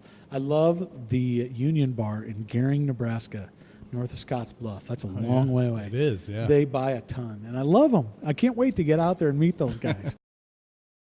There you go. I was his lighting guy. They've been good, and so I'd sit at Mr. Toad's, Grey Goose and waters with a lime. That was my go-to, back in the day. And I can't tell you how many. Some of my own now. I would sit there. I'll have my own vodka. Thank you. You know what though? But I'd sit there. I remember sitting there with my brother-in-law and his girlfriend, and or Doug and Steph, really good friends of ours. All of us together on several occasions, and I'd been drinking for a while and feeling, and I'd whisper to my wife, "Let's tell them what we're thinking about doing." Yeah. And she'd grab my leg and squeeze it and just say, wait. No, don't say a word. Not yet. Not yet. And she has always been my level. I guess I'm the dreamer, maybe. And she brings you back to reality. Yeah, because like I said, dreaming is easy. You know what I mean? Yeah. It's the hard work. And which is why I asked what she thinks of your vodka. If you're the dreamer and she's the back to reality, how does she feel about the vodka? Like I said, Grey Goose was our go-to. Mm-hmm. Now, first of all, it's not my vodka; it's her vodka. Sure. Okay. All right. So all right. Grey Goose was our go-to. That's right, because you're more of a bourbon whiskey guy. Yeah, I mean, I drink a lot of vodka. You want the top shelf. I drink a lot of vodka in the summer, more bourbon and whiskeys in the winter. And so she said, if we can only make as good as as good as Grey Goose, we're going to be fine. That's what we're hoping for. And of course, we were naive and didn't know that. Well, a lot of people don't make the vodka; they just put their name on it, Right. And so we were making it, and we made our first batch, and we were sampling it, and we tried ours, and then, it wasn't our first batch. I mean, it was. There were some trials and tribulations. Yes. Yeah, okay. But it was like we thought this was really good. We tried ours, and then she pulled out a bottle of Grey Goose, and she said, "Well, if it's as good as this, we're golden. They'll be all right." And we poured a shot of Grey Goose, and we both drank it, and it was like, Oh, it was just like, we got it. We got Nailed something. it. Awesome. So we sent it off to New York to be nosed and tasted, and it has a hint of bubble gum. And you get that kind of stuff, Yeah. And they tell you, we're going to get. Did it rain on Tuesday?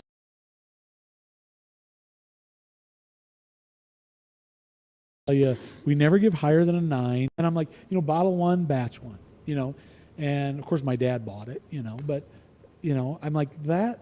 I said, it's funny, but when you make it, it really doesn't mean anything, because you're always searching, you're always looking for the next best thing. And that the next batch you're going to make is going to be better, if not as good as better as that. Thank you, but I'm improving on this. Right. And so I got it. Yeah. Yeah. And so that cool. was a lot of fun. You shared it with people, and like I said, I've had friends from high school that have just gotten back in touch with me, and I haven't talked to them in years, and they just love it, and they help promote it, and they share our posts, and friends in town. Like I said, it is a community. I could.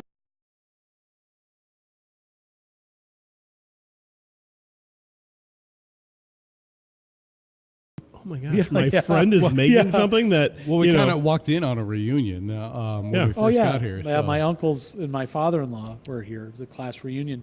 Well, they wanted to come out here and see it, And we're in rural Iowa, and there, to be honest, there isn't a whole lot of new ventures and things like that, But I'm a believer. There's 150, 200 years ago, or I guess 150 years ago.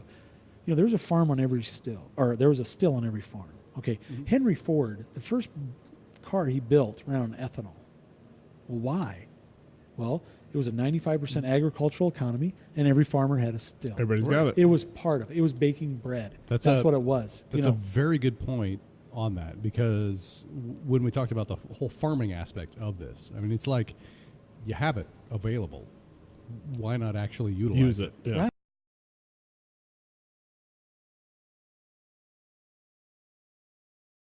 Mike.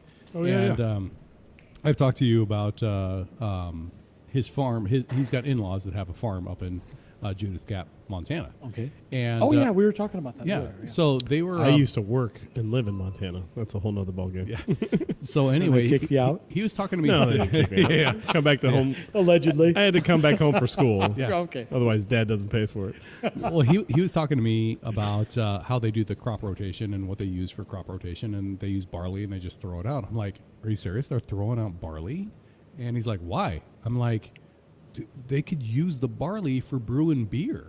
Mm-hmm. And they're farmers. They've got it readily available. If they're literally throwing it out, you have a product that you could use next year. Yeah. He's like, I brought that up to my brother-in-laws, and now they have like I forget what it was. It was like they had like 10 5-gallon batches going of their own home brew. Yeah. And they have a walk-in cooler for meat, and it's all in there. And I'm just like, of course. And he's like, it was already there, and they didn't know what to do with the barley. And it just takes one person to say, hey, I have an idea what you want to do exactly. with the barley. Just like you said, we've got the product here, and it's Right. not leaving. What could we do with this product? We can't just be only selling it as corn or as wheat or whatever.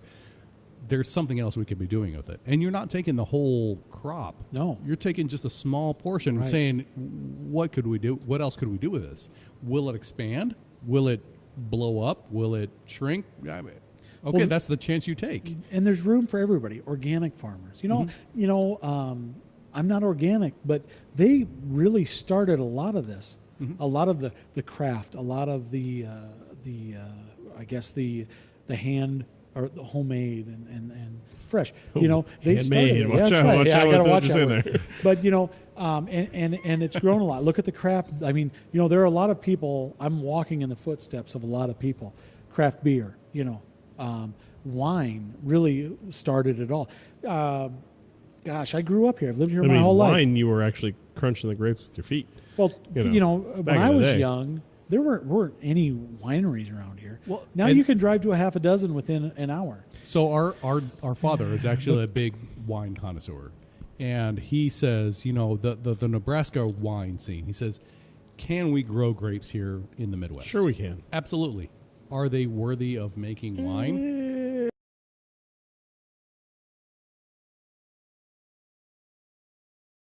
So, if you really like apples. Yeah. yeah. Well, and what? So, one side tangent, real quick. So, I went up to South Dakota. I had a road trip up to South Dakota, and I went up to a distillery up there, and they had a winery attached to it, and they buy their grains from Minnesota, the University of Minnesota, because they actually have grapes that will grow in the climate necessary. But that takes too long, so they actually buy a lot of the juice for the wine from Nebraska, which I thought was really cool. Yeah. But again, they're using grapes that grow in our climate, and that's a tough thing to do. Whereas corn, wheat, that already grows in our climate. Yeah. Why not bring that back? Just bring it more in and have craft distilleries here. And I like that. I hope that I'm not the first in Iowa. I'm one of the first.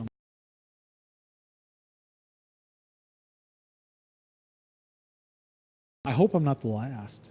I You're think the this first thing, of something new. Well, and that's fun.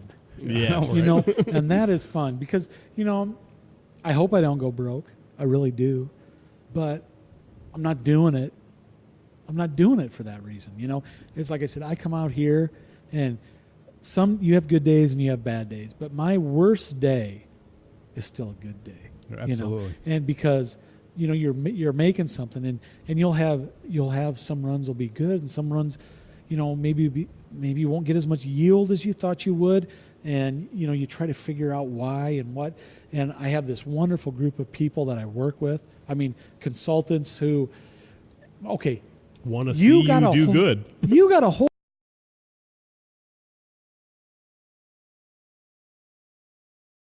Why? Yeah. Why? Okay, I mean, because you've got a whole show talking about.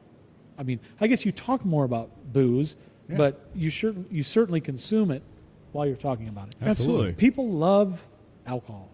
Okay, Mm-hmm. I always say in small quantities, people would rather have booze. Why than did money. we have prohibition? Well, that's it was a different time. It was a different time back then. When I think about the amount of alcohol that was wasted during the Prohibition, when they were Dumping it on the streets. where was that? Was that Tennessee? I'd be in the gutter going, huh? was that Tennessee that just lost all of that bourbon? The second Yes, half? yeah. When I watched that, and looking at it, you're like, You think they could go in there and with a crane and peel off the roof and just pluck them out? No, you didn't do that. Now, if this would have been Lonely Oak Distillery, I'd have a bunch of volunteers Come on, going into danger, throwing barrels out. exactly. Yeah. All I want's a bottle. I just want a bottle. Sign this waiver. You can go grab as many barrels as you want. But it's big. Like I said, it's big business. For sure. What is it? Something like 12 companies own 18 distilleries and make 95% of the whiskey. I know, and Think about that. like you blew my mind earlier alone with the vodka facts, and we could talk. That's a whole nother talk about the consumerism of alcohol on the big business versus just craft. Draw the line right there. Consumerism on alcohol. Yeah. Period. Craft makes up about 5% of the Which market. I'd be surprised if it was that high. And I mean, it's growing. Right. It's growing. But it's easy to go from 5 to 7. Which it's is- hard to go from 95 to 97. Mm-hmm. And so there's a lot of pushback. But These numbers really triggered something in my mind. We were sitting down with Doug, one of our family members that is a farmer, and he said, back in the 1930s, 40s, 50s, it was 50 or 60% of the population as farmers, and nowadays it's less than 3 or 2% less than as 2%. farmers. Right. It's crazy. Because Farmers- of automation and land. well, and you can do so much with the equipment these days. For sure. You got a 24-row planter. You Yeah. know, man, you can plant a lot of corn, Mm-hmm. a lot of beans. In that amount of time. You got a lot of beans. Yeah, and it is. You can do, I guess, more with less. Mhm. It's good and it's bad. I've seen the good. I've seen the bad. But this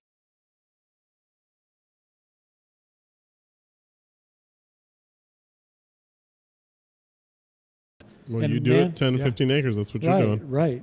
And maybe a little bit more, but Yeah. Of course, you always want more. well, it's I'd love to have 30. like I always tell people. If you want to give me 30 of your land, Okay. I will take care of it for you. I promise you. I always tell people there's a reason it's illegal to do, because it's that much fun. Oh man, Okay, that's great. that's why you need to jump through the hoops to get the permit and do all that. It needs to be clean. It needs to be right. It needs to be. Well, You don't want to poison there's it. You don't want to poison anybody. There's a lot to it. I have a good friend of mine who's a judge in Kansas City, and he was so concerned. I mean, we went to Creighton together and got. I love him to death, but he was so concerned when I taught him about the heads, the hearts, and the tails. Well, he was so concerned that I was going to serve heads to anybody, and I'm like, Why? I'm like, Jim, what you don't know is you're already drinking it.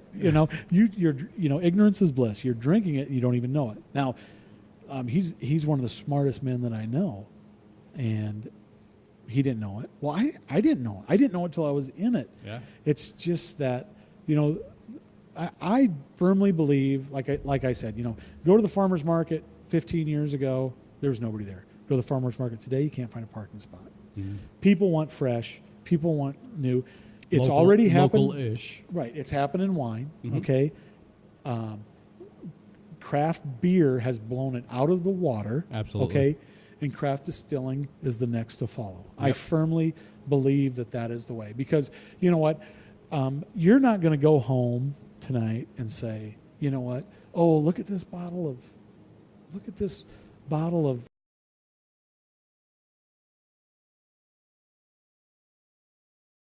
bottle of brand X, which I can buy at any liquor store in the country. But you're going to go home and say, hey, I got a bottle of this North 40 Peach, Some and I'm telling you craft. what, you're going to love it. Yep. You know what I mean? And because you know the story, Yeah. I mean, There's the heart behind it. right. Literally. That's The heart actually behind what it. he said. Yeah. Yeah. That's what I was kind of getting at. It's fun. Yeah. I appreciate you guys coming out. Well, Yeah. thank you for having us and hosting us. Yeah. I think we're going to wrap it up here. Yeah, it's a good place to That's a stop. very good place to end it. Yeah. On that. So thank you, Pat. We've been talking with Pat Hoffman, and we Lonely didn't- Oaks Distillery. Yeah, we Lonely Oak, missed yeah. Amy. She was Lonely Oak. she didn't Yeah. want to come on the That's right. program. I always say, people always say Lonely Oaks, and I said, Lonely Oak. if there was two oaks, they wouldn't be lonely. Exactly. And in reality, it was Lonely Maple. That's right. Exactly. One last thing. A good friend of mine, you'll notice on every bottle there's a laser, or there's an oak tree on every cork. On the cork top. Right. And That's a good really friend of cool. mine does all that. He does my glass edging. Guy I grew up with. His name is Bernie Gravy. I've known him since I was born. Oh, nice. Anyway, He Shout out to engraves Bernie. the gravy. he engraves the oak tree, my That's- glassware, everything. That's awesome. And so Big shout out to him. Yeah, and it's just a little bit of something that, here's a guy I've known my whole life, but he's like, I could do that for you. I'm like, well, let's do it. That's awesome. Yeah. So all of a sudden, people, Scratching backs. you get the Yeah. you get the local back into everything, For sure. from the cork. But yeah, it's just it's a lot of fun. Oh, yeah. Keep it up. I can't tell you. How I much like fun your it is. booze. Yeah. Thanks, man. I appreciate Get it. more of a the distribution out there. We will. so Well, can get with your help, man. That's Hopefully awesome. get There you the go. word out. Yeah. Yeah. Again, we've been at Lonely Oak Distillery in Earling, Iowa. We've been talking with Pat Hoffman. My name's Brian. I'm Britt. I guess I'm Pat. And we're out of here. Yeah, thank you for Thanks joining for us. joining us.